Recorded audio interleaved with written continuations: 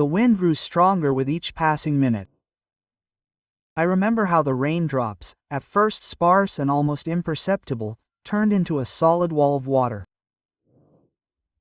Our yacht, Esperanza, a wedding gift from Adriana's parents, rocked on the waves like a toy. The 12-meter hull, which had seemed so reliable in Marina Bali, now felt like a fragile shell in the midst of a furious ocean. "Mark, we need to change course." Adriana tried to shout over the wind, her tanned face contorted with anxiety. We had been married for only 2 weeks. A wedding in a small circle of friends, and then our dream, a 3-month journey through the islands of Indonesia. I am an experienced yachtsman, Adriana Marosk, a marine biologist. We planned this route for 2 years. We studied maps of currents, seasonal winds, coral reefs. But no forecast predicted a sudden typhoon in this region. Not this season. Hang in there. I gripped the wheel, trying to keep the yacht perpendicular to the waves. Check the locator beacon. Adriana came down to the wheelhouse. I saw her struggling with the list, clinging to the railings. Her long dark hair, usually pulled back into a ponytail, was now loose and stuck to her face. We were 200 miles from the nearest inhabited island, in a relatively sparsely populated area. The last contact with the Coast Guard was 8 p.m. hours ago. A wave the size of a 3-story building crashed onto the side. Esperanza heeled over so much that the mast almost touched the water. I heard a crack and knew the keel had given way. We were losing stability. "Adriana," I shouted, trying to maintain my balance. "Life jackets, emergency buoy." She appeared in the wheelhouse doorway, pale with a bleeding wound on her forehead. We were holding our life jackets and the waterproof container with the emergency kit. The beacon was activated. Her voice was shaky but composed. The GPS coordinates were transmitted. We managed to put on our life jackets when another wave capsized the yacht. The last thing I remember was Adriana clinging to my hand as we were washed into the raging sea. I came to with the burning salt water in my eyes. Darkness surrounded me.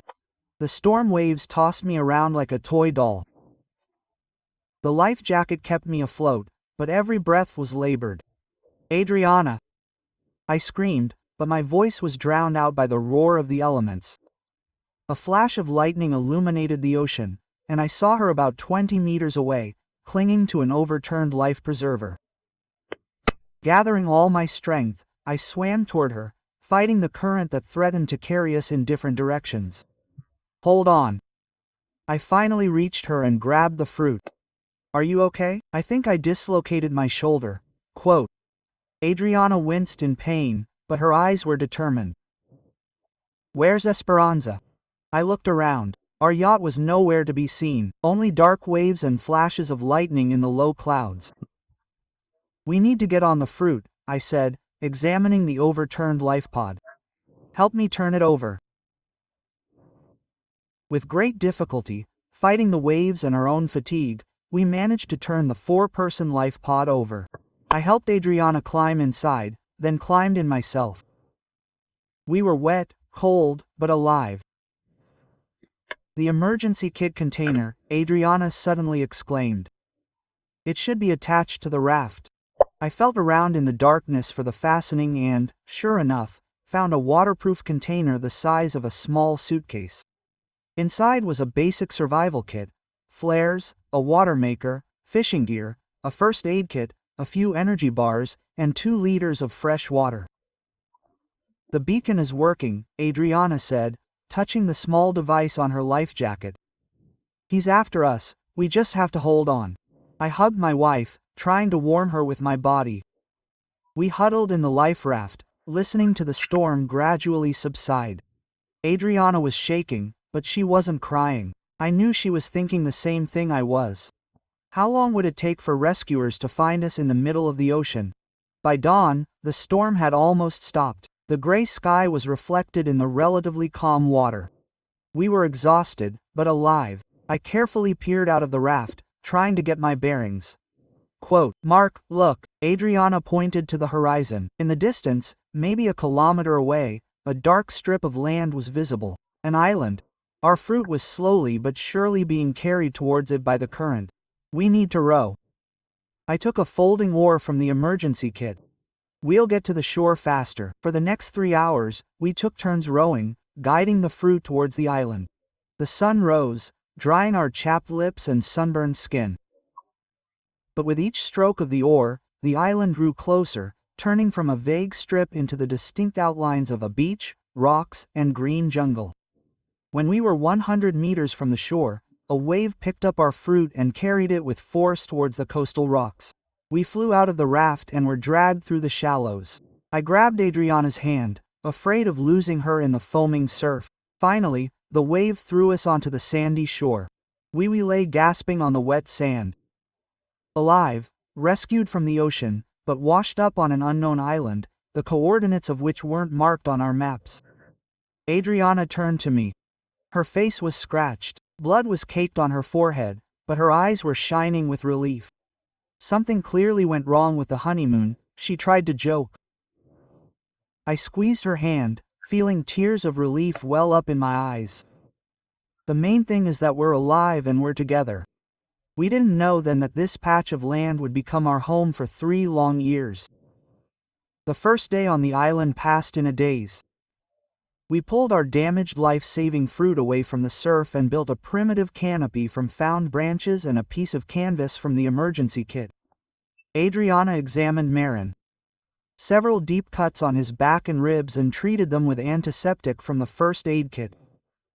I helped Ala mobilize her dislocated shoulder using a technique I once learned in first aid class. This will hurt, I warned, preparing to reset the joint. Do it. Adriana gritted her teeth.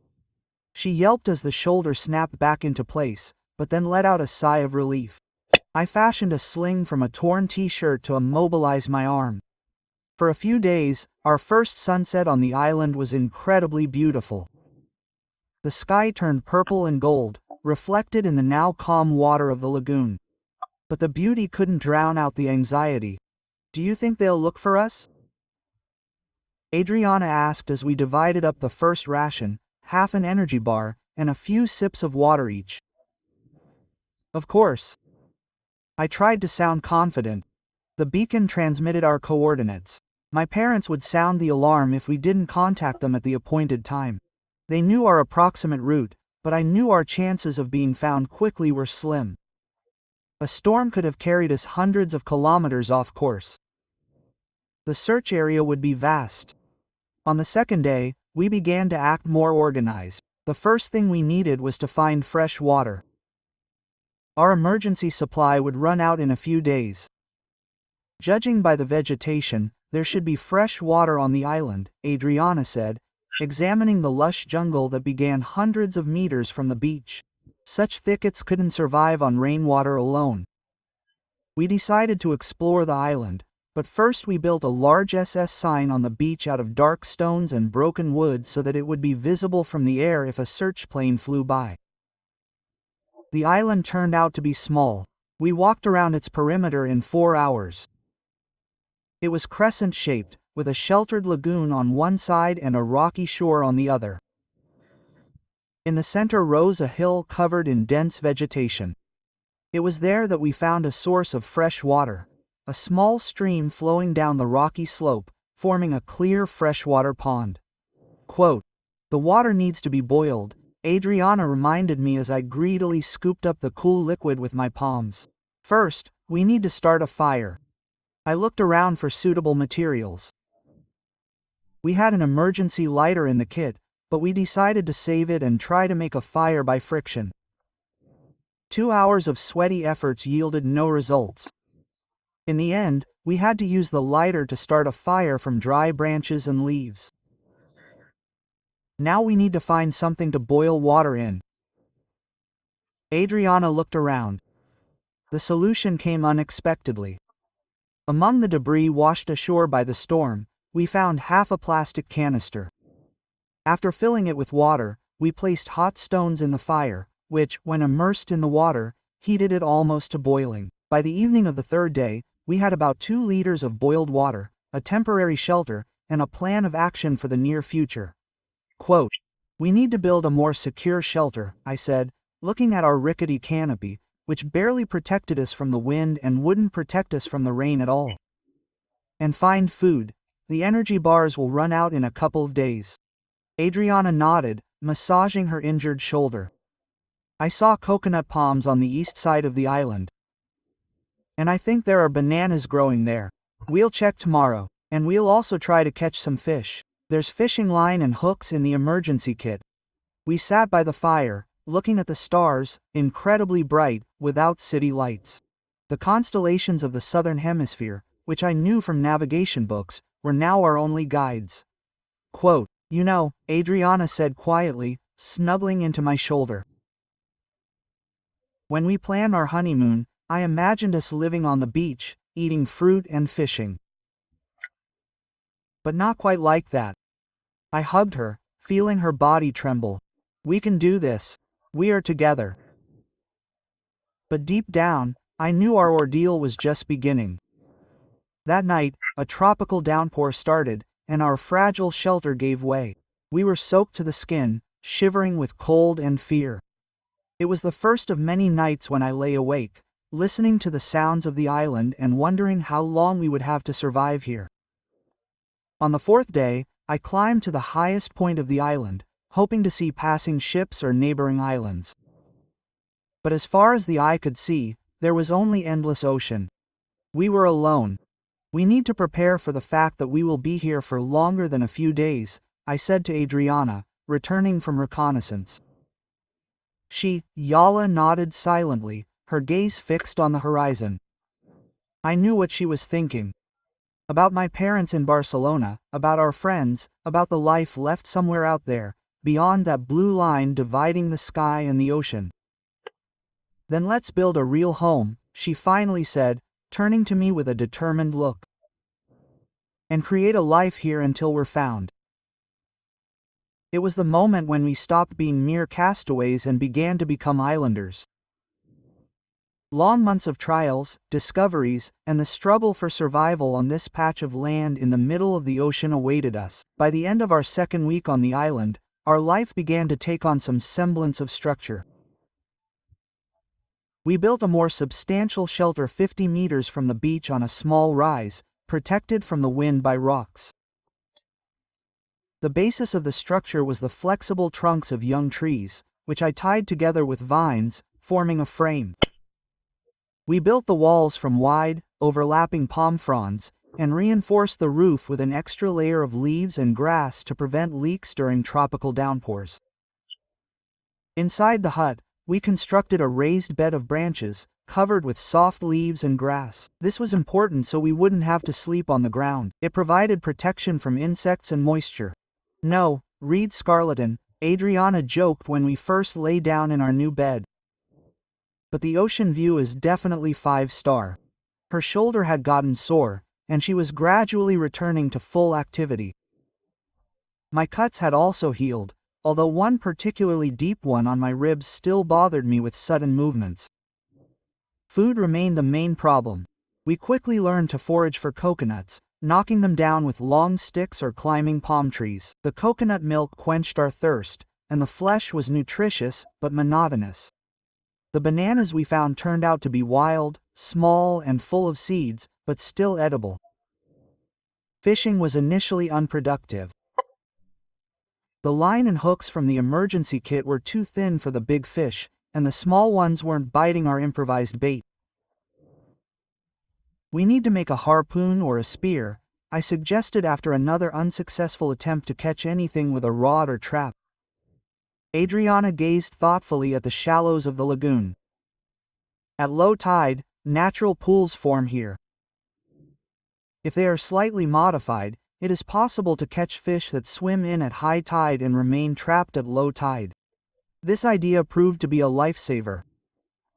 We spent 2 days strengthening and deepening the natural depressions in the coral reef surrounding the lagoon. On the third day, our first trap yielded a catch: 4 small, colorful fish, whose names we didn't know. "They could be poisonous," Adriana warned, examining the bright stripes on the sides of the fish. "Some coral fish contain tetrodotoxin." We decided not to take any chances and release these beauties back into the ocean. But soon we caught several silvery fish, similar to whelks, which looked safe. The first fish cooked over a fire seemed tastier than any delicacy we had ever tasted. By the end of the first month, Marisha, we had developed a system for obtaining and storing food. I learned to weave baskets from flexible branches and vines in which we stored the collected fruits. Adriana, using her knowledge of biology, determined which plants and fruits were safe to eat. Look what I found. One day she returned from the forest with a handful of small green fruits. These are wild limes. They are sour, but full of vitamin C. This will help us avoid scurvy. We added the juice of these fruits to fish dishes and water, which not only improved the taste, but also helped maintain health. One of the most difficult problems was clothing. What we had on during the crash quickly wore out under the influence of salt water, sun, and constant use. By the end of the second month, my shirt was in tatters, and Adriana's shorts were hanging on by a thread. "We'll soon be like Adam and Eve," she joked, trying for the 100th time to sew up the split seam on her t-shirt. "Considering the climate, that's not the biggest problem," I replied, but I knew that without clothes, our skin would be defenseless against the tropical sun and insects. The solution came unexpectedly. While exploring the island, we discovered plants with long, strong, fibrous leaves. "It looks like sisal or yucca," Adriana said, examining the plants. "They can be used to make rough fabric or at least woven capes." For the next 2 weeks, we experimented with various weaving techniques and soon created primitive but functional capes and skirts from plant fibers. They were stiff and not very comfortable, but they protected us from the sun and the thorny plants in the jungle. Finding fresh water was no longer a problem. In addition to the stream, we found several more springs on the island and built a rainwater collection system from broad leaves and hollowed-out coconut shells. But the most important achievement was reliably producing fire. After many unsuccessful attempts, I mastered the technique of friction of wooden sticks and could now light a fire without using a lighter, which we saved for emergencies. Quote, "You're a real Robinson," Adriana said proudly when I once again made a fire in a matter of minutes. "And you're my Friday," I joked, but then stopped myself, seeing how her face changed. "No," she said quietly. "We are both Robinsons. We are equal here, Mark. It's important to remember." She was right. Our survival depended on our joint efforts, on the equal contribution of each of us. Adriana, with her knowledge as a biologist, often noticed things I missed: edible plants, animal behavior, signs of approaching bad weather. I used my engineering skills to create tools and improve our shelter. By the end of the third month, we realized that rescue might not come as soon as we hoped. Our emergency beacon had long since stopped working. The battery is designed for a maximum of 200 hours of continuous operation. The SOS sign on the beach was regularly updated, but during all this time we had not seen a single plane or ship. "We must be prepared to stay here for a long time," I said one evening as we sat by the fire. Adriana was silent for a long time, looking into the fire. Quote, "You know, I'm starting to get used to this life," she finally said. "Of course, I miss home, my parents, a hot shower and coffee in the morning, but there's something real here. We live in the rhythm of nature, see every sunrise and sunset, know the value of every drop of water and every bite of food." I hugged her, feeling her heartbeat next to mine. "We'll create our life here," I said. "A real home. And one day, when they find us, we will remember this time not as trials, but as adventures." But trials lay ahead for which we were not prepared. The rainy season, tropical storms, illness and loneliness. Our survival on the island was just beginning. The 6th month on the island brought the first serious test. The rainy season. We knew it was coming, observing the changes in the behavior of animals and plants. Birds began building nests higher than usual. Ants moved their colonies to higher ground, and some plants accelerated flowering, as if rushing to complete the cycle before the prolonged downpours arrived. "We need to strengthen the roof and walls," Adriana said, looking worriedly at our home, "and build drainage ditches around the hut to prevent flooding." We worked tirelessly for the next 2 weeks. I dug ditches around the perimeter of our house, directing potential flows of water away from the dwelling. We added another layer of palm fronds to the roof, carefully overlapping them to create a waterproof covering. We reinforced the walls with additional branches and clay we found at the foot of the hill. Inside the hut, we built shelves out of branches suspended from the ceiling to store our meager belongings and food supplies off the ground. We moved the firewood supplies under a shelter protected from the rain but well ventilated to prevent the wood from rotting from the humidity. The first real downpour began during the night. We woke to the thunder of water pounding the roof. It felt as if someone had dumped an entire ocean on our house. Lightning illuminated the island, turning night into day for a split second, and thunderous rumbles made the earth tremble. Quote, "It's holding up," Adriana sighed in relief when we confirmed the roof was leak-proof. But our joy was premature. By morning, water had begun seeping through the walls and rising from the ground, despite the drainage ditches. By midday, a puddle several centimeters deep had formed in the hut. Quote, "We need to raise the floor," I said, looking at our soaking wet bed. For the next 3 days, in between downpours, we worked to create a raised floor. Using sturdy branches and trunks of young trees, I constructed a platform 30 centimeters above the ground. Meanwhile, Adriana wove mats from palm fronds to cover this framework. Our improved shelter withstood the next storm, but the rainy season brought other problems.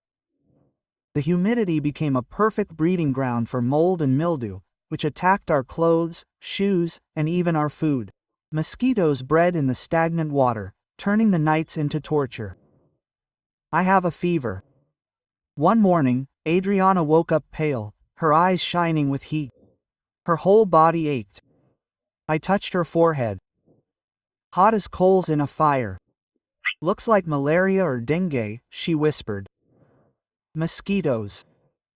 Our first aid kit only contained basic medications: aspirin, broad-spectrum antibiotics, antiseptics. Nothing specific for tropical fevers.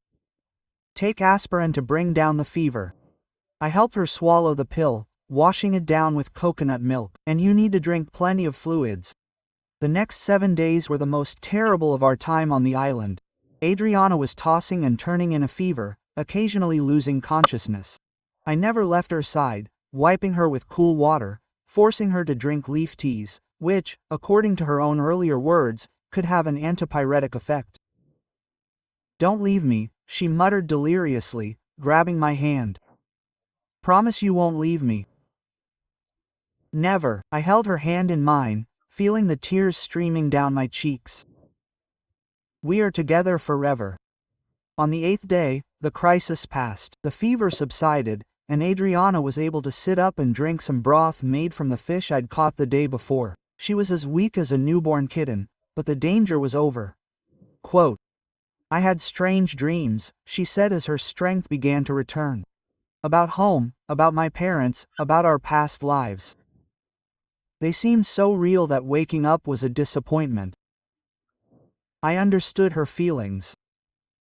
I often dreamed of hot showers, coffee from a coffee machine, a soft bed with clean sheets, things that had once seemed ordinary but were now unattainable luxuries. After Adriana recovered, we took measures against mosquitoes, found plants with repellent properties and rubbed them on our skin. We constructed primitive nets from fine, woven fibers for protection while sleeping. We began keeping fires burning with smoke from certain types of wood, which repelled the insects. By the end of the rainy season, which lasted almost 3 months, we had become experienced islanders. Our dwelling had transformed into a relatively comfortable home with a raised floor, a sturdy roof, walls protecting from wind and rain, and even some amenities: storage shelves, primitive furniture made of branches and vines, a separate kitchen area, and an area with a permanent fire. We learned to predict the weather based on natural cues. A certain cloud pattern meant an approaching storm. The unusual behavior of crabs on the beach foreshadowed a strong tide. Circles around the moon were a sure sign of rain the following day. Quote, "You know, I learn all this from books at university," Adriana said one day as we watched the sunset, foreshadowing a clear day tomorrow. But it's one thing to know the theory, quite another to live it, to depend on that knowledge. I understood what she meant. We were no longer tourists in nature. We had become part of it. Our bodies adapted to the new way of life. We both lost weight, but gained muscle from constant physical work. Our skin tanned to a deep brown. Our hair faded in the sun. Our hands grew rough from work, our feet hard as soles. But the greatest changes occurred within us. We learned to appreciate every moment of life, every sip of clean water, every bite of food. We learned to find beauty in simple things: the flight of a bird, the pattern of a leaf, the sound of the wind, the canopy of trees. "Sometimes I think," Adriana said once as we lay on the beach, gazing at the stars, "that if we were rescued now, I would miss this place, this life." I understood her feelings. Despite all the difficulties, there was a special purity of existence on the island. There were no lies, no pretense of social masks. Only us, our true selves, naked before nature and each other. "When we're rescued," I replied, emphasizing the word when, not if. "We'll be different people, better versions of ourselves." But rescue was still a long way off. New challenges, new discoveries, and decisions that would change our lives forever awaited us.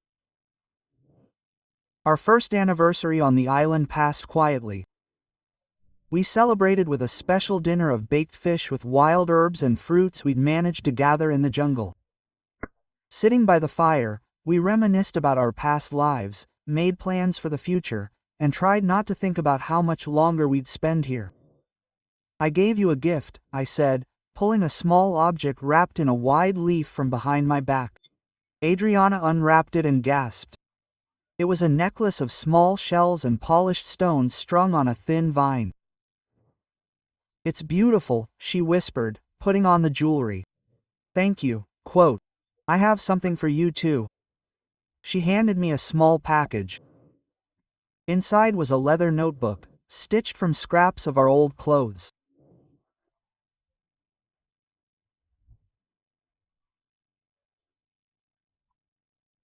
"The pages were made of thin bark of some tree, smooth and dried for your notes and drawings," Adriana explained. "I noticed you drawing in the sand with a stick, planning new projects. It was the perfect gift."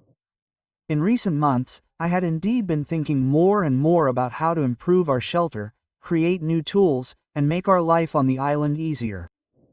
By the beginning of the second year, we were no longer just surviving. We were living fully in the world we created. Our hut had become a real home, with separate areas for sleeping, cooking, and storing supplies. We built a primitive but effective rainwater collection system, using broad leaves and bamboo trunks as gutters that directed the water into large containers made from hollowed-out tree trunks. Our diet became more varied. In addition to fish and fruit, we also had shellfish, crabs, and seabird eggs, which we collected during nesting season. Adriana discovered several types of edible roots and tubers, reminiscent of potatoes and sweet potatoes, which became an important source of carbohydrates. "Look what I found." I once returned from the far side of the island with an armful of long, straight stems. "It's like bamboo, only smaller and more flexible." "Real bamboo," Adriana exclaimed, examining the plants. "This will change our lives." And she was right. Bamboo became a versatile material for many of our projects. We made a new, stronger fishing spear from it, baskets for storing food, even primitive pipes for the water supply system. Split and straightened bamboo turned into sharp knives, which significantly facilitated our work. Our daily life gradually became more organized. We developed a system for preserving fish and fruit, drying them in the sun, smoking them over a fire, and fermenting them in special containers. This allowed us to stockpile supplies in case of bad weather or illness.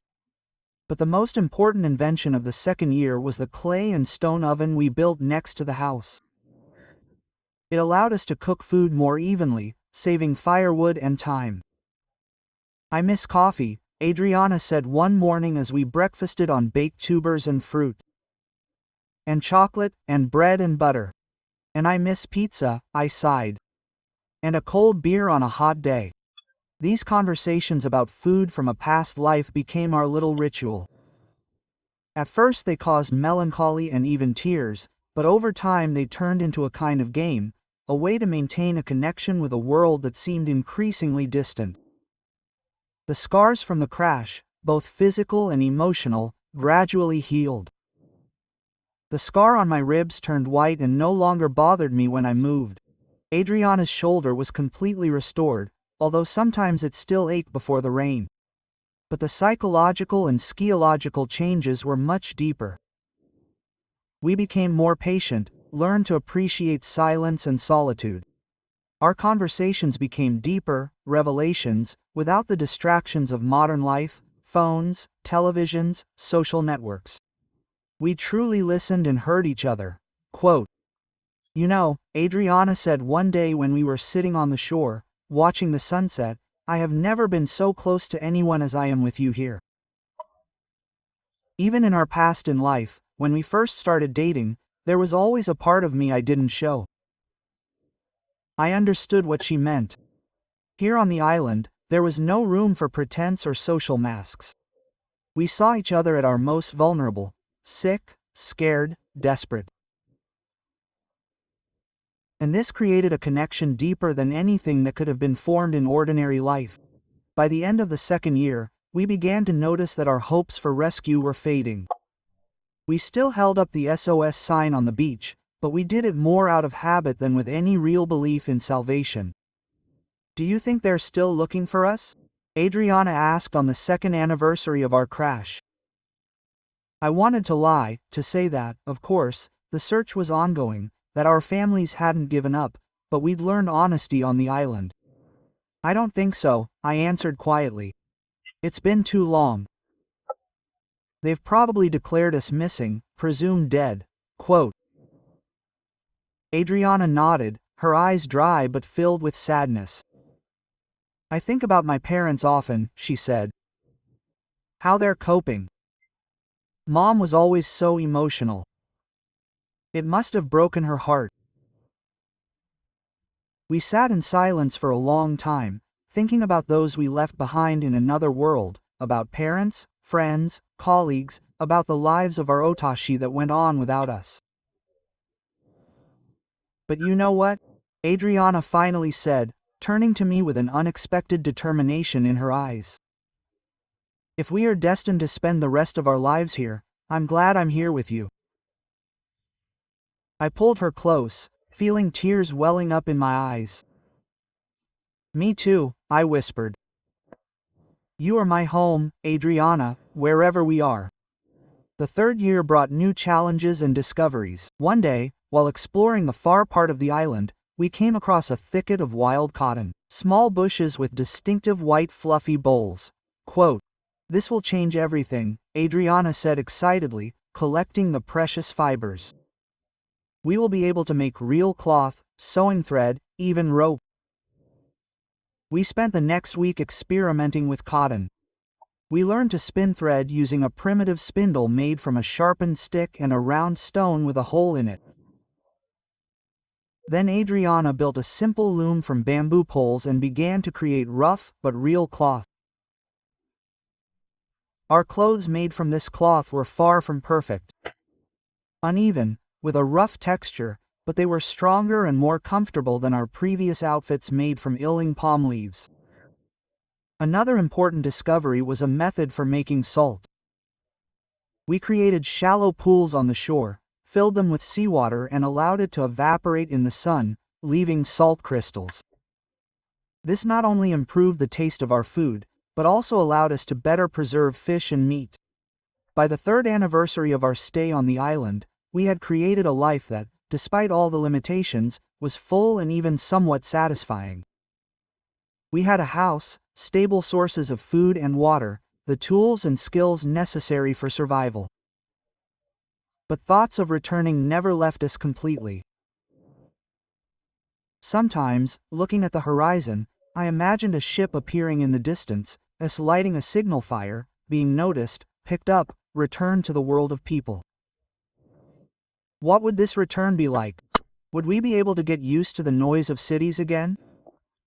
To the constant flow of information, to social conventions, or would part of us remain here forever, on this small island where we learn to live a real life? These questions remained unanswered until one day at dawn on the 1095th day of our stay on the island, I saw the silhouette of a ship on the horizon. At first I thought it was a mirage, a play of light on the waves. Over the past 3 years, we had seen many deceptive silhouettes on the horizon, clouds like sails, shadows reminiscent of ship hulls. But this one was different, distinct, moving on a certain course. Adriana, I rushed to our hut, where she was still sleeping. A ship on the horizon. She jumped up, instantly awake, disbelief and hope warring in her eyes. Are you sure? We ran ashore together. The ship was still there. A small vessel, perhaps a fishing vessel, moving parallel to the shore of our island. Signal fire, Adriana exclaimed, and we rushed to a pre-prepared pile of dry branches and leaves. Over 3 years, we had imagined this moment many times, rehearsed it in our minds. We had a plan, a signal fire at the highest point of the beach, a mirror of polished metal debris to reflect the sun's rays. Bright fabric that could be waved like a flag. I struck a spark, and the dry grass under the branches caught fire. Adriana added green leaves, creating a thick smoke that should be visible from afar. Then she ran for our homemade flag, a piece of bright fabric, dyed a rich red with berry juice. They will see us, she repeated, waving the cloth. They must see. I directed the sun's glare from the metal mirror towards the ship, creating bright flashes of light. We shouted, although we knew that at such a distance they would not hear us. Minutes stretched into eternity. The ship continued on its course, without changing direction. It seemed our signals went unnoticed. No, no, no, Adriana whispered. Her hands with the flag dropped. They can't see. And suddenly the ship changed course. Slowly but clearly, it began to turn towards our island. They noticed, I shouted, hugging Adriana. They are coming towards us. We spent the next hour in feverish anticipation. The ship was approaching, becoming larger and clearer. Now we could see its details. A small fishing boat with an Indonesian flag. What will we take with us? Adriana suddenly asked. Looking back at our hut, at the life we had built here, it was an unexpected question. For 3 years, the island had become our home. Here were things made by our own hands that had special value to us. Tools, clothes, jewelry, notes in my homemade notebook. The most important thing, I answered after a pause. Things that cannot be recreated. We quickly assembled a small bundle. My notebook with notes and drawings. A shell necklace that I gave the little one for our first anniversary. A few special stones and shells that we collected while walking along the beach. Everything else, our tools, clothes, utensils, would remain here, as evidence of our life on the island. When the ship approached so close that we could see people on deck, the reality of salvation finally crashed down on us. We were returning to the world after 3 years of isolation. After learning to live without electricity, without modern medicine, without all the conveniences of civilization, we would again become part of society. I'm afraid, quietly, Adriana admitted, squeezing my hand.